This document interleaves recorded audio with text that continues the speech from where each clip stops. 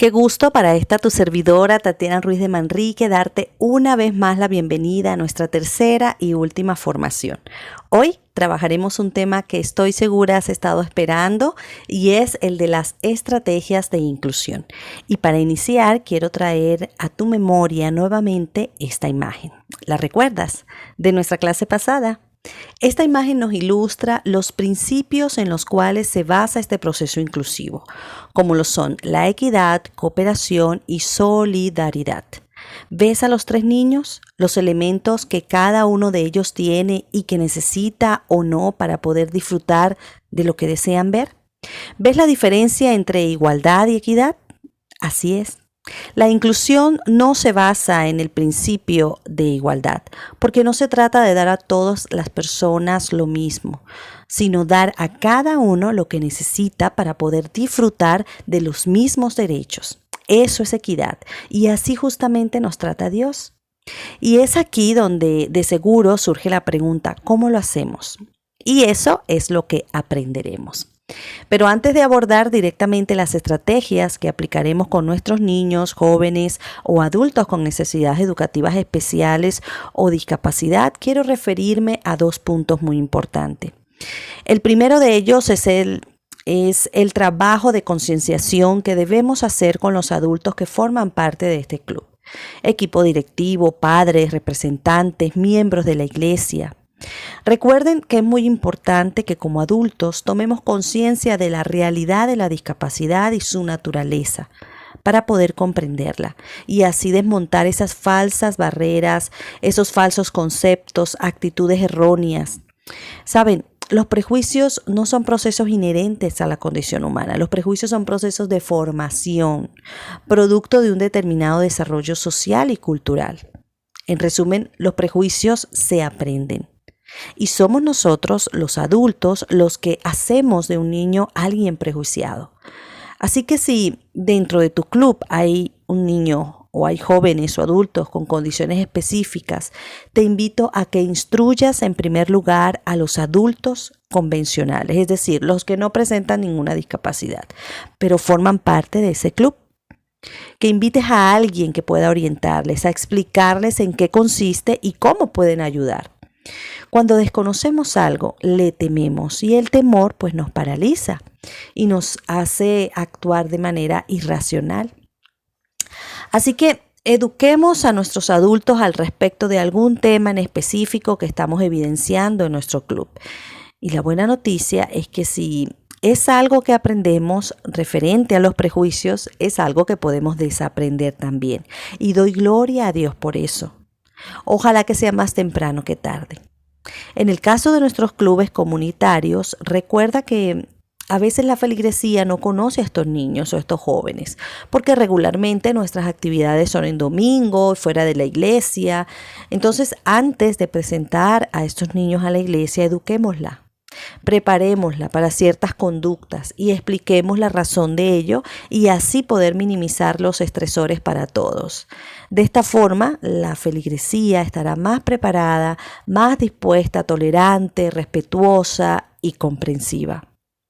Recuerdo muy bien en una oportunidad cuando una madre de un estudiante con autismo severo se vio un poquito complicada porque un día sábado ella tenía que trabajar y me expresó pues su inquietud como tratando de desahogarse. Así que inmediatamente pues vino a mi mente, yo dije, bueno, yo los sábados voy a la iglesia y puedo llevar a Carlitos. Y ese fue el ofrecimiento que le hice. Si quieres, yo te lo cuido este sábado. Pues la mamá muy asombrada me lo preguntó varias veces y yo le dije, sí, seguro, no te preocupes, yo te lo cuido. Así que ese sábado me llevé a Carlitos a la iglesia. Fuimos a una iglesia muy pequeña en la ciudad de Caracas, donde estábamos de pastores. Y una vez que entramos a la iglesia, le pedí a mi esposo que me permitiera, antes de la escuela sabática, presentar a Carlitos a la feligresía. Así que me paré frente a los hermanos y presenté a Carlitos. Les hablé un poco sobre su condición y cómo él se comportaba en espacios cerrados. En algunas ocasiones los espacios cerrados para Carlitos no eran fáciles de manejar y su inquietud, su incomodidad la manifestaba realizando un grito muy agudo. Les expliqué a los hermanos el por qué y les dije que yo estaría sentada en la parte de atrás para facilitar el acceso de salida en caso de que Carlitos necesitara salir y drenar un poco. Así que así lo hice. Me fui a la parte de atrás y el programa empezó. Y así como empezó el programa, empezó Carlitos a gritar. Pero ¿saben qué me llamó la atención? Que ningún hermano volteó a verme, ni me hizo mala cara, ni se desesperó. Por supuesto, desde atrás yo veía ante los gritos de Carlitos como algunos de los hermanos simplemente subían sus hombros porque eran los gritos muy agudos. Pero me sentí aceptada. Sentí que aceptaron a Carlitos y que hicieron un esfuerzo por tolerar esa situación que no era fácil para nuestros hermanos, pero tampoco era algo que Carlitos quería hacer por querer generar daño o incomodidad. Y ese conocimiento de lo que estaba ocurriendo allí permitió una mayor tolerancia, una mayor aceptación, el ver las cosas desde otro punto de vista. Así que la educación a nuestra feligresía es muy importante. Con respecto a nuestros niños regulares, es decir, aquellos que no presentan ninguna discapacidad, trabajemos en nuestras actividades de club y reuniones especiales, actividades que favorezcan la inclusión. A través de historias podemos trabajar la empatía, el respeto, podemos hacer que nuestros niños comprendan algunas características particulares de sus compañeros con discapacidad o necesidades especiales a través de cuentos o historias. Por ejemplo, en el caso de ciertos niños que caminan en puntilla o que mueven sus manos como aleteando o que tuercen un pie. Estas son conductas que es importante abordar y explicar a sus compañeros el por qué se generan, para evitar el bullying, para evitar la incomprensión, para evitar el nerviosismo entre los demás. Aprendamos dentro de nuestro club también cantos en lengua de señas venezolana. Hagamos esta especialidad con nuestros niños y expliquemos la importancia de conocer esta lengua. Y la última recomendación antes de entrar a las estrategias es la siguiente. Con firmeza y amor no permitamos la burla o el menosprecio hacia otro niño joven, sin importar lo que éste haya hecho. Ahora compartiremos algunas estrategias específicas que esperamos puedan ser de utilidad.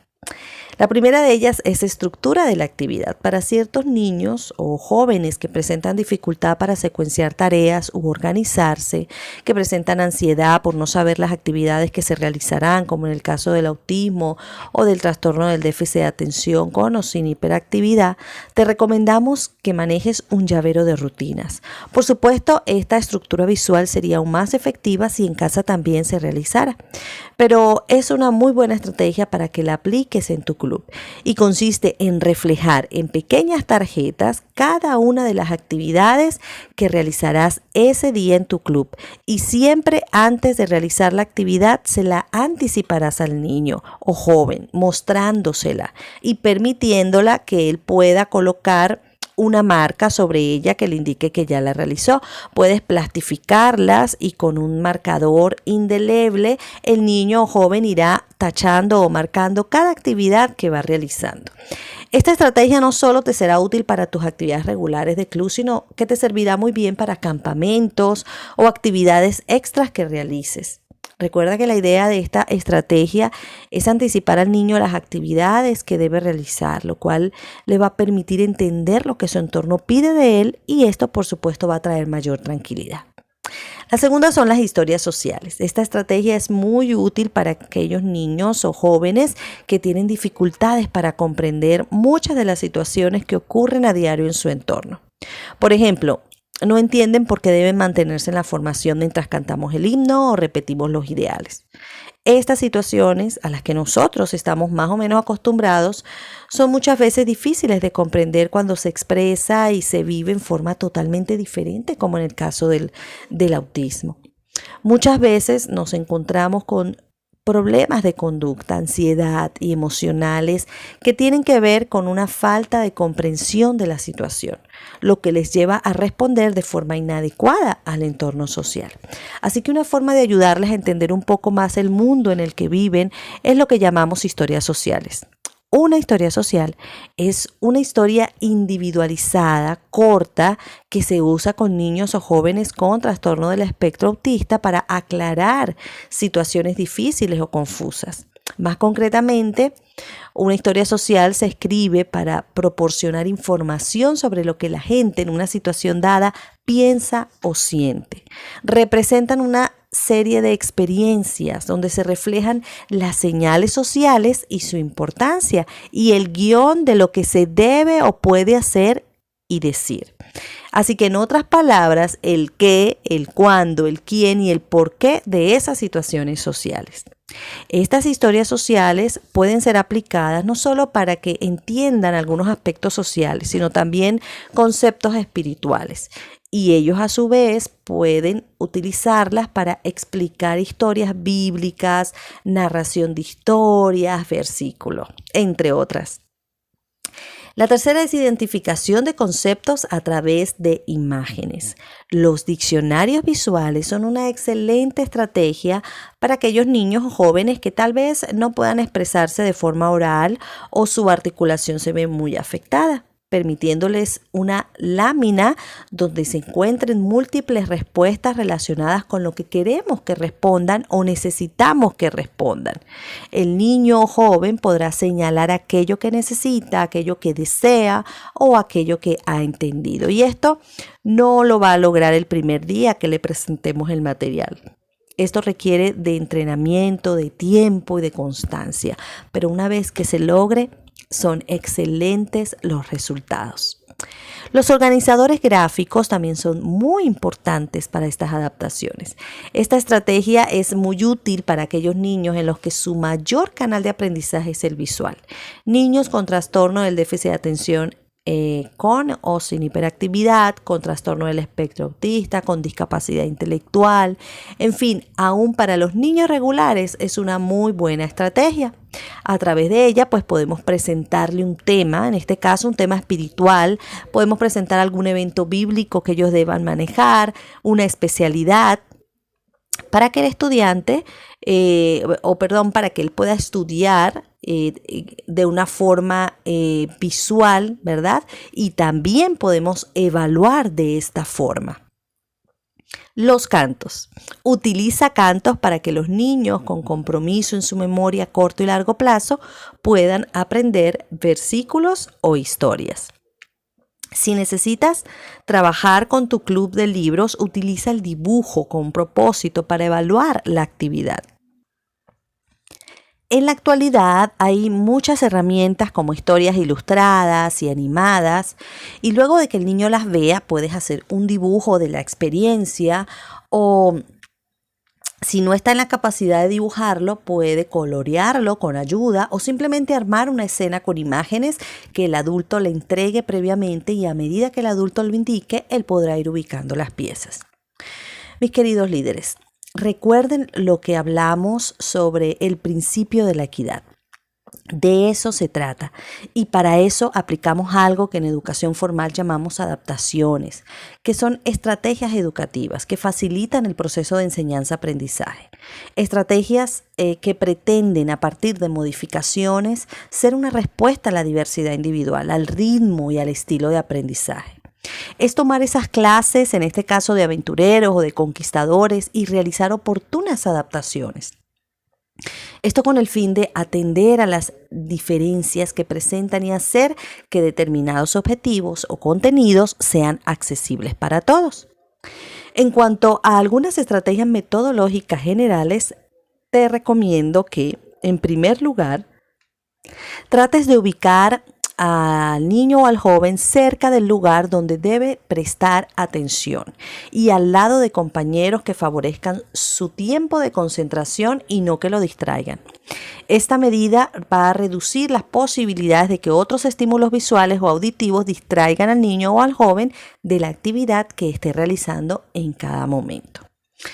Ten en cuenta que tanto el niño o el joven con hiperactividad, a quien le cuesta mantener el foco atencional un tiempo prolongado, como al niño inatento, a quien le cuesta discriminar el foco atencional relevante, se le hace mucho más costoso mantener o dirigir la atención a la tarea o estímulo relevante que a los demás. Así que por otra parte, el situarlo cerca de ti, pues va a poder hacerlo con más facilidad.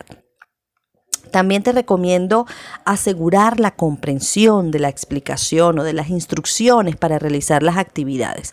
Y para esto puedes establecer la rutina siguiente. Primero, procura emplear frases cortas.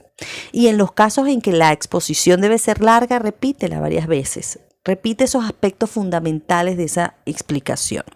Al explicar o dar instrucciones, establece frecuentemente contacto visual con aquellos que requieran mayor atención. Esto va a facilitar que mantengan su atención en ti y en lo que dices. Y al finalizar la explicación o las instrucciones, dirígete al niño o al joven y de manera cordial solicítale que te repita lo que ha entendido de la explicación o de las instrucciones. Y ayúdale a completar aquellos aspectos que no sea capaz de repetir. Bien porque no lo entendió, bien porque no atendió de manera suficiente, ¿verdad? Que es en el caso de los niños hiperactivos, o de manera eficaz, que es en el caso de los niños inatentos. Si dentro de tu grupo hay algún niño o joven con hiperactividad, permítele que realice algún desplazamiento por un espacio seguro y supervisado en intervalos periódicos, intervalos que tú vas a asignar identificando cuál es su tiempo de tolerancia en cuanto a la atención y previamente asignados por ti. ¿Ok? Conociendo, por supuesto, como ya te dije, el tiempo de atención del niño o del joven.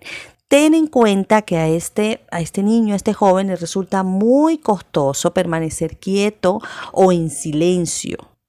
Hablar o moverse es un comportamiento funcional para mejorar la estimulación de su córtex sensorial, así que por eso tiende a combinar movimientos en su sitio o fuera de su sitio con cambios atencionales frecuentes. Por ello puedes nombrar, por ejemplo, nómbralo tu ayudante, encárgale ciertas tareas que favorezcan su movilidad en el espacio de instrucción o fuera de él. Mientras él te escucha, está llevando algo, está trayendo algo, te está ayudando a hacer algo.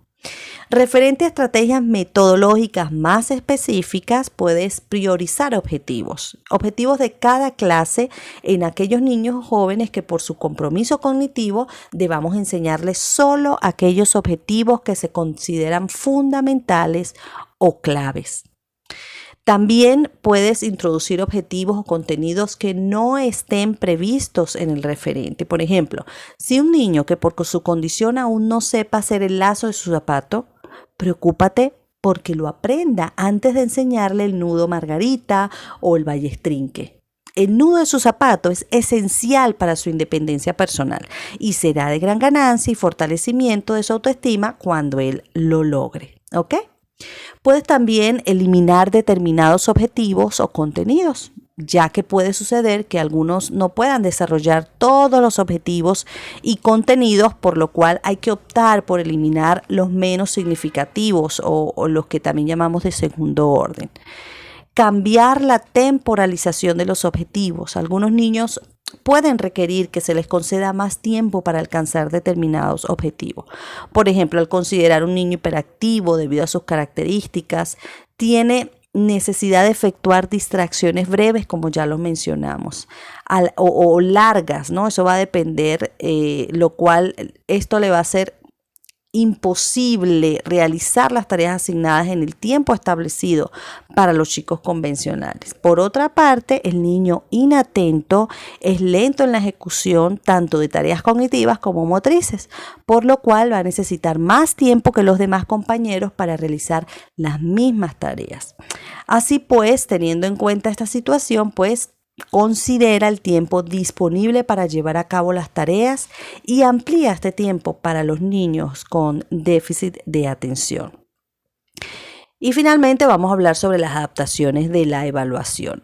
Así como se realizan adaptaciones de objetivos y de contenidos, es necesario considerar adaptaciones en las evaluaciones y en las evaluaciones diferenciadas. Ten en cuenta que la curva de fatiga atencional de algunos niños o jóvenes con necesidades educativas especiales o discapacidad es mucho más corta que la de los niños o jóvenes convencionales.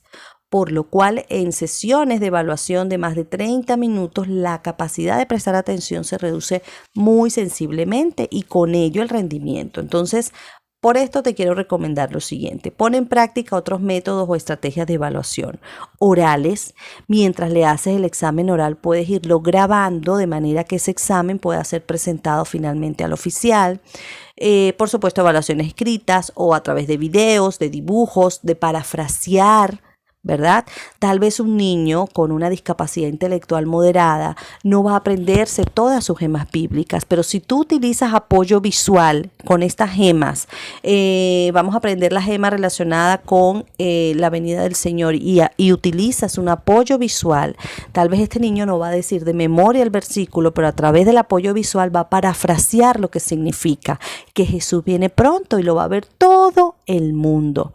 ¿Qué es lo que realmente necesitamos? Que este niño esté en la capacidad de defender su fe y de hablar a otros de esa verdad. Y ese es el objetivo. Así que estas son algunas de las recomendaciones para las evaluaciones, las adaptaciones evaluativas, ¿ok?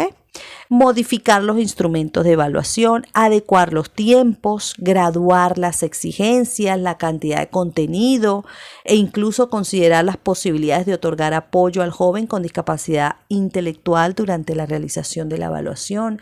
A veces una palabrita clave puede disparar entonces la información y hacer que él pueda volver a entrar en el hilo de la evaluación. Recuerda que estos niños o jóvenes con necesidades especiales o discapacidad en muchas ocasiones no aprenderán lo mismo que sus compañeros regulares, o sea, sin discapacidad, pero podrán aprender lo que sean capaces de aprender, teniendo la oportunidad de socializarse con sus pares, aprender el lenguaje y compartir la cultura y los espacios propios de su edad.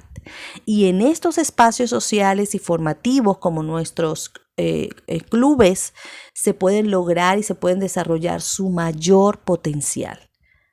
Apliquemos estas estrategias, reconozcamos el derecho de todos a ser incluidos y permitamos que el Espíritu de Dios nos dirija en este maravilloso proceso de inclusión en nuestros clubes juveniles. Dios te bendiga.